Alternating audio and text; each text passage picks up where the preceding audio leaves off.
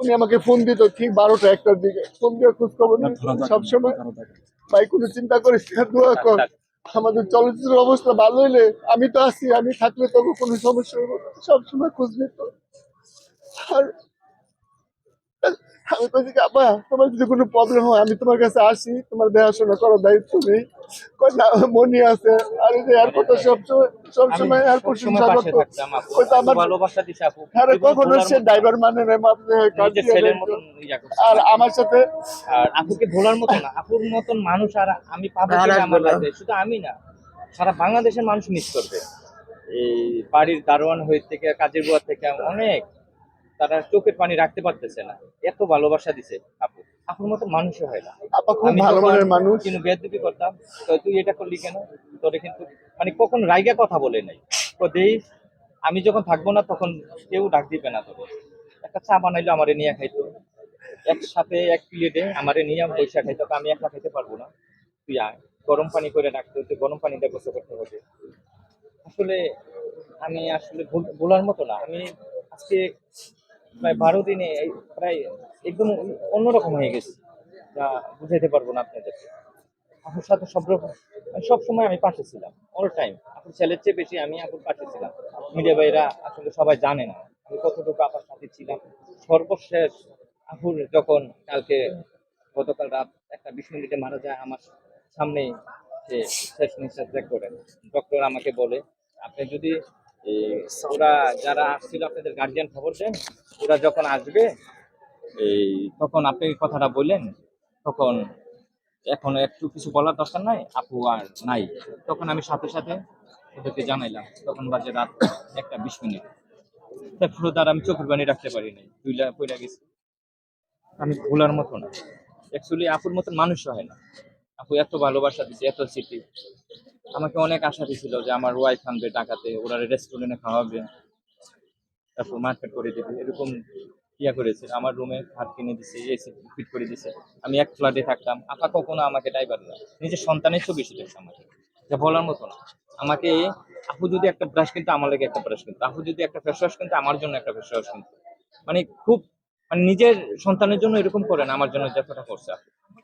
তো দেশবাসীর কাছে আমার একটাই দোয়া, আপুর জন্য দোয়া করবেন, আপুর জন্য জান্নাতে ফেরদৌস করে। শেষ কথাটা কি ছিল আপনার সাথে? আমার সাথে শেষ কথাটা ছিল ইউনাইটে, যে তুই বাসায় চলে যা মনিরে নিয়া, আর আমার বাবারে তুই দেখে রাখিস, তুই আমার বাবারের সাইডে যাইস না ইউনাইটে। তারপর তুই খাইছিস কিনা। আমি কি, আপনি হসপিটাল পড়ে রয়েছেন, আপনি চিন্তা না করে আপনি আমার চিন্তা করেন। কই, ভাত রান্না করছে কিনা, কাজের বুয়ার ইয়া করছে কিনা, এটি জিজ্ঞাসা করছে। ইউনাইট হসপিটালে মোটামুটি সুস্থ ছিলেন।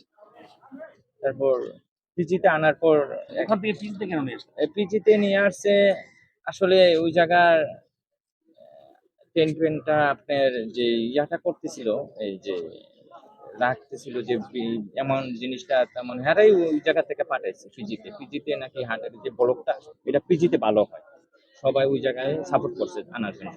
পিজিতে আনার পরও 2-3 দিন যখন ফার্স্ট টাইমে, তখনও ভালোই ছিল। পরে আস্তে আস্তে ইয়ে হয়ে গেছে। আপু তো ব্লাডের সমস্যা ছিল, ফুসফুসের সমস্যা ছিল, অনেক রোগ ছিল আপুর, কিন্তু আমরা জানতাম না। আপু নিজেও জানতো না যে আপুর ভিতরে যে এত রোগ বাধা আছে। আপু জানতো না যে এত তাড়াতাড়ি আপু বিদায় নিয়ে নিবে। বয়সে আসলে বয়স আছে বেশি তো, বাইসে আছে। যেমন আমার স্বাস্থ্য দাদি এখনো বাইসে আছে, আপুর তেমন কি 58 বছর বয়স হয়েছে, আপুর চেয়েও বেশি। আনোয়ারা ম্যাডাম এখনো বাইসে আছে।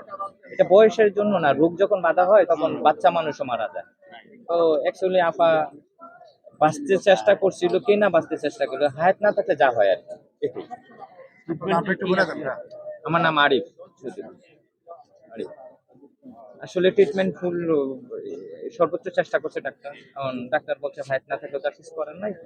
আর ওনার এটা অনেক আগে থেকেই এই যে ইয়া ছিল, প্রবলেম ছিল। আসলে এটা নতুন কিছু না, কিন্তু হায়াত নাই, এটাই হলো সবচেয়ে বড় কথা। হার্ট স্ট্রোক, হ্যাঁ হার্ট স্ট্রোক করেছে, কিন্তু তখন এটা বুঝতে পারি নাই আমরা, তখনও আপু মানে বুঝতে দেয় নাই।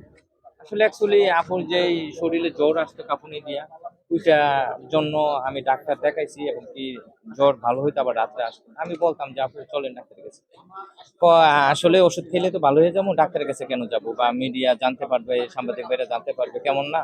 আমাকে জানলো, অসুবিধা কি? বা আমরা জানাইতাম না, নিরাল আপনাকে নিয়ে গেলাম, জামু জামু করতে করতে আর যাওয়া হয়নি, বা উনিও এতটা ইয়া করেনি। আমরা অনেক চেষ্টা করছি, মনি আঙ্কেল আমি বারবার বলছি যে আসেন ডাক্তারে দেখাই, কয়, না এখন না, পরে পরে করতে করতে এরকম অবস্থা হয়ে গেছে। আচ্ছা, সে কি কোনো টেনশনে ছিলেন না? আসলে টেনশন ছিল না, আবার ছিল।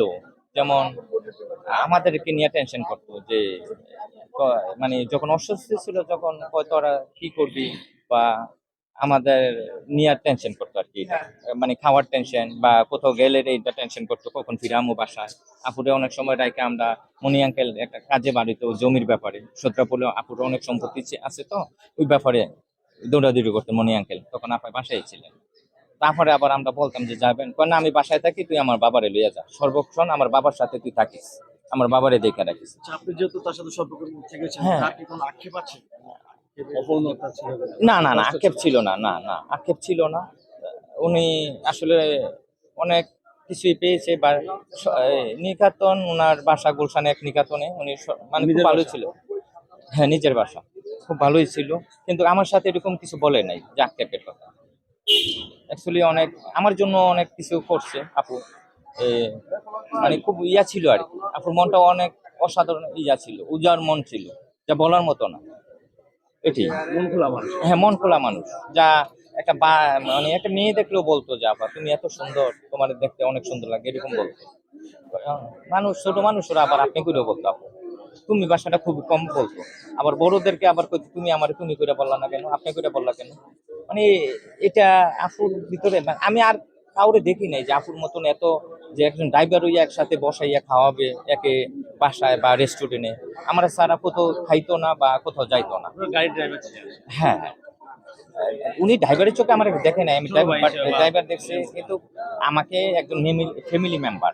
কিন্তু আমি ড্রাইভারি করার অবস্থাও কিন্তু আরেকজন ড্রাইভার রাখছিলেন। হ্যাঁ, ওনার নাম মনির। মনির তো কয়, তুই আমার ছোট ভাই, তুই আর ড্রাইভারিং করা লাগবে না, আর আমি তো তোকে কখনো ড্রাইভার ডাকি নাই বা ড্রাইভারের চোখে দেখি নাই। আসলে আমার পরিচয় সর্বপ্রথম এফডিসিতে আপুর সাথে। আপু আমাকে আসলে, আপুর ম্যানেজার পিএস হিসাবে আমাকে নিছিল। আপু আসলে আমাকে ওই একটা আছে না যে পিএস বা কাজের লোক, ওইটা দেখে নাই, নিজের সন্তানের মতন দেখেছে, বা সন্তানের চেয়েও বেশি দেখছে। আপু আমার রক্তের না, কিন্তু রক্তের চেয়েও বেশি, রক্তের চেয়েও বেশি। এত মানে এত আদর পাইছে আপার কাছে, যা বলার মতো না। লাস্টে আপনাকে নিয়ে কি বলতেছেন? আফাকে নিয়ে এটাই বলতে চাই, মানে দেশবাসীর কাছে বা আপুরা যারা ভক্ত আছে তাদের কাছে একটা কথাই বলবো, যে আপু যদি কোনো ভুল করে থাকে, আমি আপনাদের উদ্দেশ্যে বলবো, সাংবাদিক ভাইয়ের সাথেও যদি আপু কিন্তু তর্ক করে থাকে বা ভুল করে থাকে, তাদেরকে আল্লাহর রাস্তায়, আপনারা আপুরে আল্লাহর রাস্তায় ক্ষমা করে দিবেন, আপুর জন্য ব্যস্ত নসিব হয়, এটাই দোয়া করবেন।